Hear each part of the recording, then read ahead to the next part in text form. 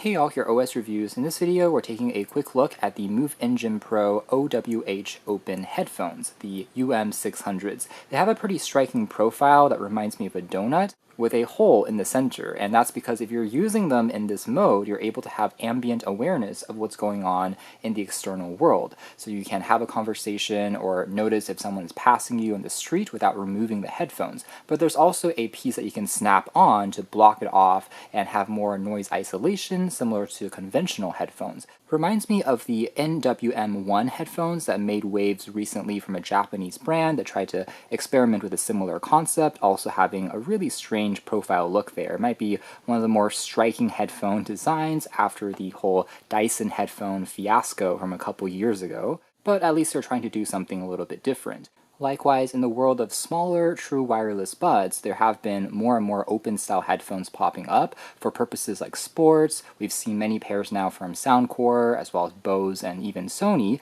that also draw semblance to these, having a donut shape, with the link buds also not fully blocking out the ear canal, so you can kind of hear what's going on around you. Plus, even further back, Sony did make a pair called the MDR F1s, which also had a kind of half-open design to them. So now the MOVENGINE Pro joins the ranks, offering yet another alternative to consider. A fabric mesh here on the outside that kind of reminds me of a Google Assistant smart speaker or Alexa device, weighing around 300 grams or roughly the same as a can of soda, which is relatively comfortable, I would say, for a full-sized pair of headphones. Now here's a closer look at those three colors, including a crimson pulse, closer to a pink or reddish shade, a bit more vibrant that it also comes in. A couple of additional specs here include 50mm drivers and a battery life here that's rated to last roughly 30 hours of continuous music listening before they need to be charged up, which is decent. What you won't find on these pairs, though, would be any special companion app support. Also keep in mind that these don't have active noise cancellation or ANC available. Even though you can turn them into regular closed-off headphones, it's just relying on the passive noise isolation. So that would also be nice to see if they made another revision down the line. Packaging here, though, is quite eco-friendly, just a perforated tear tab. Everything is made out of cardboard, and you do have access to a carrying case, presented quite well with the various controls, including volume, as well as play, pause, skip track that you can access. Again, since there is no companion app, you can trigger everything on the headphones themselves, plus holding on the volume up key for 3 seconds to switch between the closed-off EQ versus the open EQ modes. A more detailed user guide is also included, going with a whole open shape. You also get standard USB Type-C charging cable here, and the hard shell case for the headphones also having a handle. So the presentation is definitely quite thoughtful and at least tries to be a bit more original there. And then popping them open, we are greeted to the actual headphones by default with the rubber gaskets that kind of transforms them into regular closed-off headphones. But if we pop them off there, it's using a combination of fabric as well as some metal accents, primarily here in the hinge that you can actually pull on to extend to make it feel more comfortable. Of course, the cups here will swivel back and forth. And to their credit, it does feel pretty well put together with the use of metal as well as fabric here. Turning them around, the cushions are also sufficiently soft and padded with memory foam with a slightly more dense fabric here on top that might be a little easier to wipe down, but it isn't detachable from the frame, which might have been even better for repairability, but it is what it is. Very interestingly, you can see the driver here, or the speaker, which is in this also circular shape, a chunk there missing in the middle, giving it a very interesting look. At first glance, it almost seems like the parts are revealed or if it's missing a piece covering it up, but that's just the way it's supposed to look, and have a few more of the slots where sound can come out of. Otherwise, the headband portion, again made out of fabric, is also relatively soft and comfortable, so visually it feels pretty cohesive. Now located on the bottom is where you'll find the USB Type-C port for charging. These headphones do not have any IP or Ingress rating though, so just keep that in mind, similar to other larger style headphones for the most part. You'll also find a power on and off switch, as well as the volume rocker, which are multifunction keys. What you won't find, though, would be a 3.5mm headphone jack, so it will be completely Bluetooth only. I think for folks used to true wireless headphones, especially phones these days, many don't even have a headphone jack, it probably doesn't bother people quite as much as it once did, but on a pair of larger, kind of studio-style headphones, I still think having that legacy port would have been nice, for the sake of versatility if you did want to plug it in and the batteries are out, but it is what it is, perhaps something that we'll see down the line. Anyways, a pretty interesting and cool design. If anything, I would say that the rubber gaskets that you use to, again, block out more sound work fine, and it's definitely a very playful touch in line with the fabric material that they're using. But if they made it a slightly more, maybe robust material, perhaps snapping on using magnets, it might feel even more high-end if they wanted to make a more premium model down the line. Now, as for the audio codecs and specifications, it is still using typical Bluetooth, so you'll find SBC and AAC. Granted, with Bluetooth 5.2, connectivity felt pretty stable and reliable in my testing. There isn't really any latency problems to speak of because the left and right sides are still tethered together compared to true wireless buds. That being said, again, if they did want to make a more premium model, offering codecs including aptX lossless, a low latency gaming mode, as well as perhaps LDAC, could all be nice to find, giving it a Hi-Fi wireless certification. So that, along with, again, possibly adding an ANC, would perhaps be the biggest wants to really take these to the next level. And so when worn in the closed-off profile, it will look something like this. Not bad when it comes to overall ergonomics, again thanks to a slightly lighter frame.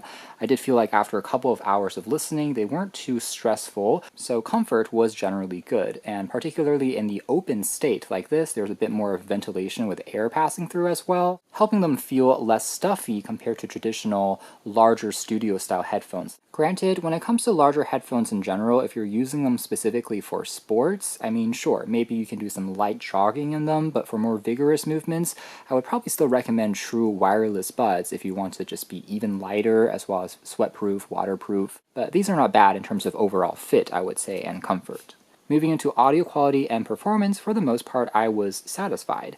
Actually, I found the built-in EQ profiles to make a very significant difference. For example, at first, I didn't realize that there was a mode dedicated for open versus closed. So I initially tried listening to music in the open mode and they sounded great, but the moment that I popped in the seal and made them closed, it sounded very hollow, but somehow bass also felt too strong and kind of out of control until I figured out there was a second profile and I switched on that, and the performance was much improved even in the closed profile as well. So my recommendation there is definitely to take advantage of the ability to switch back and forth whenever you're popping in or out these rubber gaskets, because it does make a noticeable difference. Which is honestly kind of surprising, but I guess just due to the acoustics of, again, the open versus closed nature, also really influencing the way that we are able to perceive sound, to the extent that the drivers have to be tuned in a very different way for it to actually sound good. But let's start with the open profile first, and I was actually kind of taken aback because despite having a literal hole in the middle there,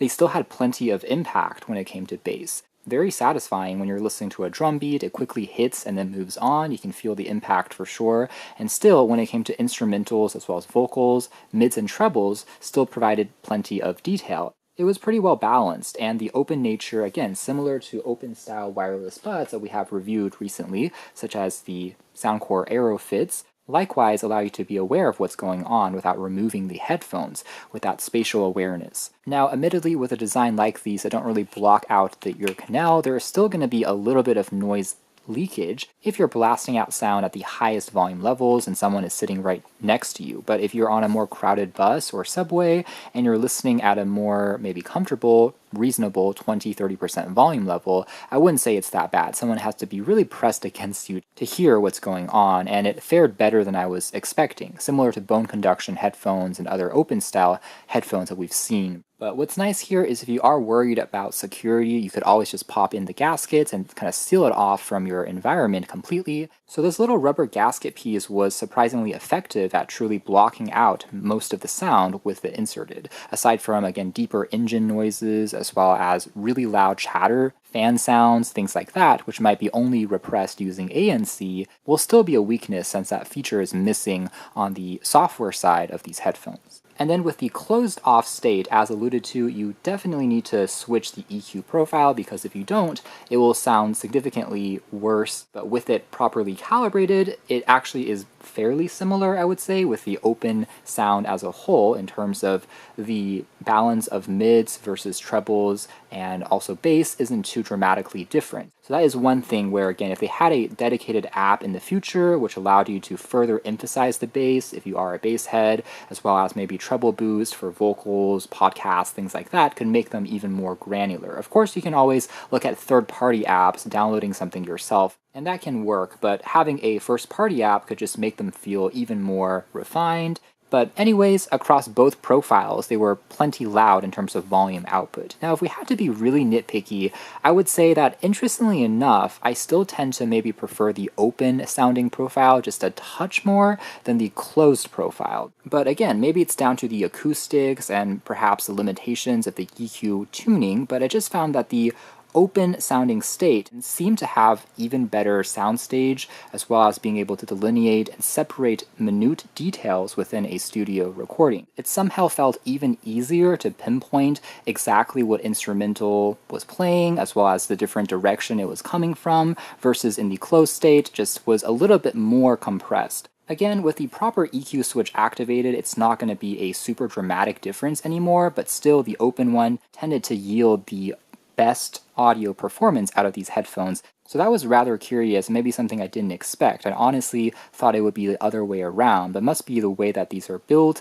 the drivers again being rearranged in a different way, that this particular mode is going to be the optimal state. And I guess that makes sense as well, because if you're the type of person that is looking up a pair of open style headphones, you would probably want to take advantage of this mode the most, versus closed off being the majority of existing headphones already on the market aren't going to be quite as special or unique. So this is really where I guess their main priority went from the design perspective.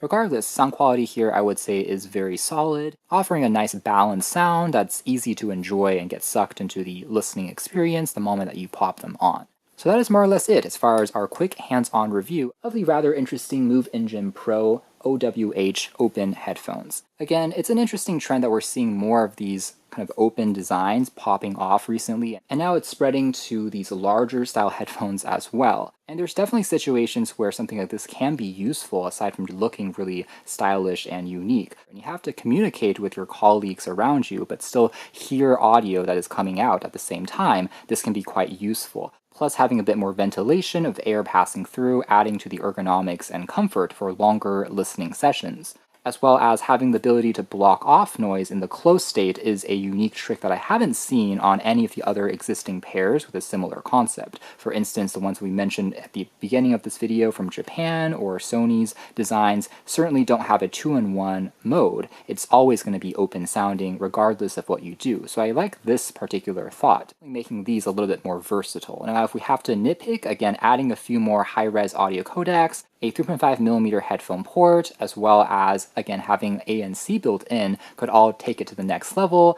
making them kind of the ultimate 2-in-1 design pair of headphones. But as it stands for a first-generation attempt from this company, I like the overall direction. At least it's a little bit quirky and unusual compared to the majority of headphones on the market. For now, that's been our video. Thanks for watching here at OS Reviews. That has been the rather unusual MOVENGINE Pro UM600.